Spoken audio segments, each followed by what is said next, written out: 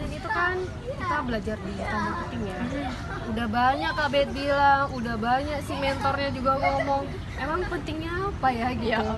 Ya, jadi kita kan digital marketing itu emang membutuhkan banget sekarang. Kan seperti kita tahu, kita itu udah berada di masa revolusi industri tahap 4, Kak. Jadi kan ya sudah kalian sendiri, sekarang semuanya serba digital. Mau pergi naik kayak ojek digital, mau pesen makan tinggal digital. Jadi ya sayang aja gitu kalau kita nggak mempergunakan digital itu buat bisnis dan naikkan profit kita. Iya, Itu betul. sih sederhananya. Iya sih ya, bisnisnya bisa naik ya. Iya. Kayak kita pesen makan bisa langsung digital, langsung di HP ya. Bahkan di doa itu, Kak, bisnis kita itu bisa teroptimasi. Karena Ya, ya nonton aja videonya. Terus Oke. pasti ketemu jawabannya.